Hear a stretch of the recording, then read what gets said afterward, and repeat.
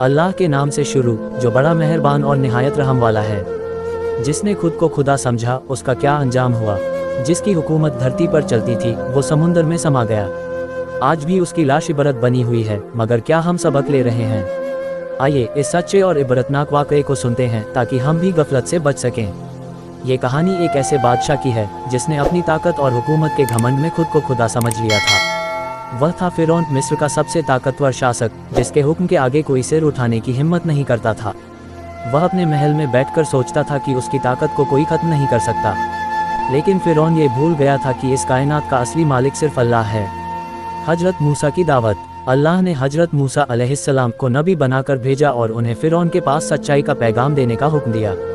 हजरत मूसा फिरौन के दरबार में गए और कहा, ए फिरौन, अल्लाह की तरफ लौट आओ, अपनी जुल्म और सरकशी से बाज आओ, क्योंकि असली मालिक वही है जिसने पूरी कायनात बनाई है। मगर फिरौन ने हंसकर कहा, क्या तुम मुझे नसीहत दोगे? मैं खुद मिस्र का मालिक हूँ, मैं ही तुम्हारा और पूरी दुनिया का खुदा हूँ। हजरत मूसा ने फिरौन को अल्लाह की कई निशानियाँ दिखाईं। उनका लकड़ी का असा लाठी एक जिंदा अजगर बन गया। उनका हाथ उनकी बगल में जाते ही चमकने लगा। मिस्र पर अजाब के तौर पर टिड्डियों, खून और अंधकार का कहर बरसा। लेकिन फिरौन अपनी ताकत के नशे में इतना अंधा हो चुका था कि उसने सबको जादू कहकर इनकार कर दिया। बनी इज़राइल की हिजरत। मिस्र से हिजरत।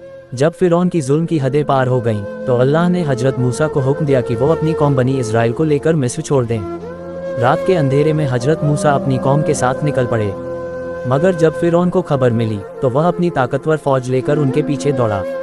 आगे समुंदर था और पीछे फिरौन की फौज। बनी इज़राइल घबरा गए और कहने लगे, अब तो हम पकड़े जाएंगे। मगर हजरत मूसा को अल्लाह पर पूरा भरोसा था। उन्होंने कहा, हरगिज़ नहीं, मेरा रब हमारे साथ है, वह हमें रास्ता दिखाएगा। अल्लाह के हुक्म से हजरत मूसा ने अपनी लाठी पानी पर मारी। अचानक समुंदर दो हिस्सों में बंट गया। उसके बीच में सूखी जमीन बन गई और बनी इज़राइल उस रास्ते से पार निकलने लगे। फिरौन ने जब यह मंजर देखा, तो वह भी अपनी फौज लेकर समुंदर के बीच में उतर गया। लेकिन जैसे ही हजरत मूसा और उनकी कौम दूसरी तरफ पहुंच गई, समुंदर वापस अपनी जगह आ गया। फिरौन और उसकी पूरी फौज समुंदर में डूबने लगी। जब फिरौन को यकीन हो गया कि अब वह बच नहीं सकता, तो उसने कहा, अब मैं ईमान लाता हूँ कि वही अल्लाह सच्चा है, जिस पर बनी इज़राइल ईमान लाए हैं। लेकिन अब बहुत देर हो चुकी थी। अल्लाह ने फरमाया, अब जबकि तू पूरी जिंदगी नाफरमानी और जुल्म करता रहा। फिरौन समुंदर में डूबकर मर गया, मगर अल्लाह ने उसकी लाश को बचा लिया, ताकि वह क़यामत तक दुनिया के लिए इबरत बना रहे। आज भी मिस्र के अजायब घर म्यूजियम में फिरौन की मम्मी रखी हुई है, जो गवाही देती है कि ताकत और घमंड का अंजाम कितना दर्दनाक होता है। जो खुद को खुदा समझे, उसकी पहचान मिटा दी जाती है। जो ताकत पर घमंड करे, उसे अल्लाह जलील कर देता है। आज भी उसकी लाश इबरत बनी हुई है, मगर क्या हम संभलें? अल्लाह की राह पर चलें, ताकि हमारा अंजाम बेहतर हो। वीडियो को लाइक करें, कमेंट करें और शेयर करें।